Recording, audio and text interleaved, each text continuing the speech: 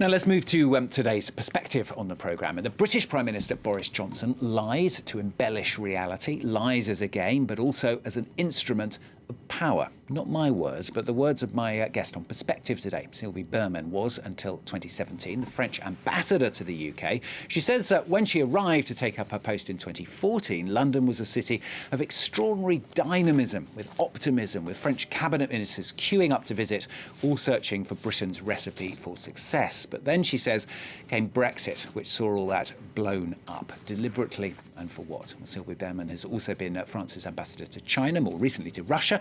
She's written a book called Goodbye, Britannia, the quotes I just gave you from it. She joins me now. Thanks very much for coming in and talking to us. So why were you so full of hope when you first went to the UK back in 2014? Because, as I said, it was a very dynamic city, and it was also a dynamic country because it was the best economy among the G7, and everybody was optimistic, and that was really fascinating. And there were a lot of new buildings in London, new museums, and so it was absolutely fantastic. And then came 2016 and the Brexit vote.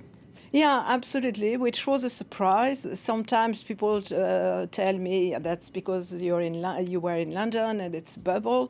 Well, it's true that it's an island within an island, but frankly, even in the country, things went rather well. So that's the reason why it was surprising. And also, well, of course, the Remainers thought they would stay, but also the Brexiteers. They told me, well, we want to leave, but anyway, we know we will stay. And some of them even told me, and we are going to continue to annoy you.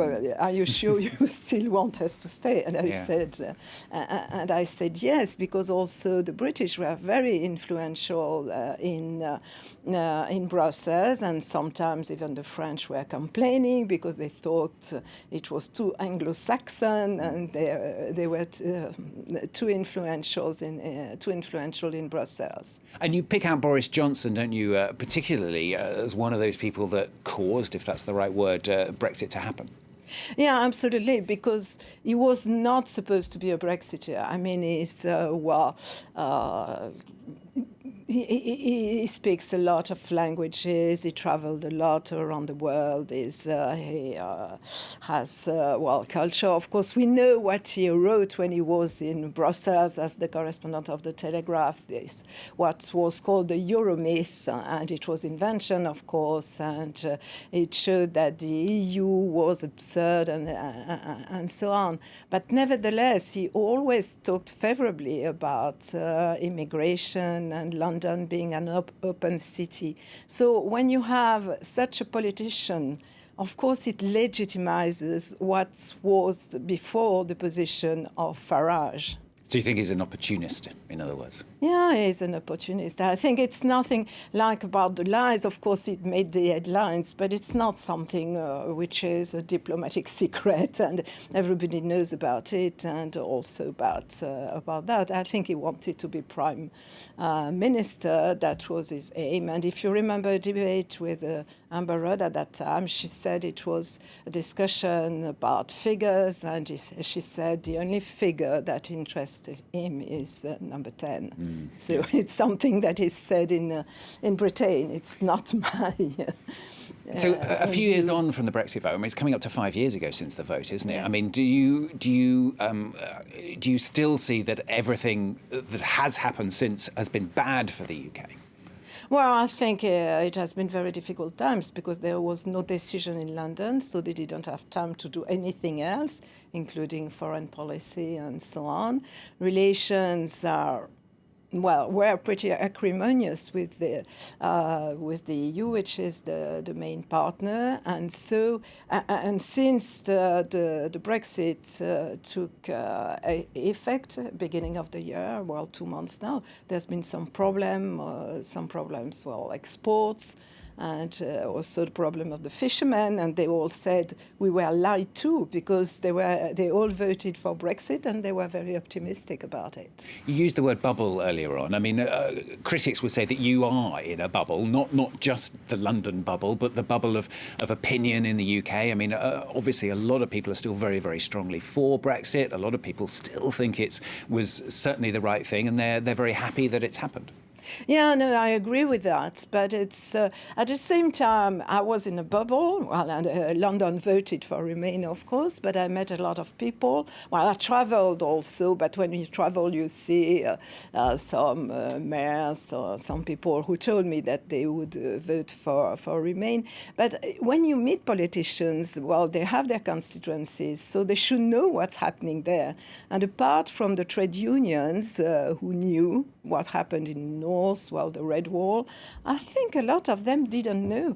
And Cameron said, well, he didn't expect that. So it's difficult when you meet people who are supposed to know their country, that in fact they didn't really know what happened there. Wasn't it partly Europe's fault as well? And when I say Europe, that includes France as well, obviously. You know, people just saw that there was too much interference from Brussels. They didn't want that anymore. They wanted to strike out on their own.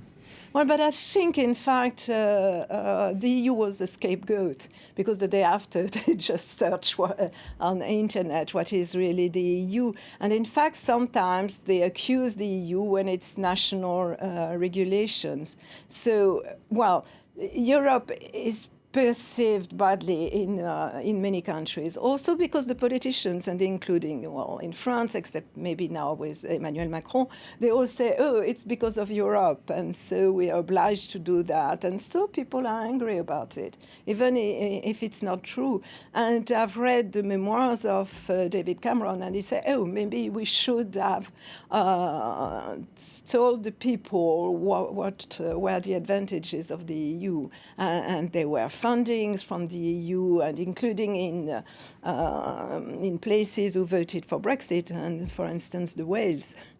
A lot of Brexiteers would say as well that since the agreements came to an end at the end of last year, although, as you mentioned, that there have been a lot of problems still on the border. I mean, for example, coronavirus over vaccines. You know, the UK has now got ahead, if you like, of the rest of Europe. We're now facing the possibility of more lockdowns here in France, whereas the UK is now presumably going to speed ahead because they're so much further ahead, and that shows that Europe didn't work. Well, you can't say really that Europe didn't work. Well, I agree that the policy on vaccines maybe was not the right one. We have not been maybe quick enough.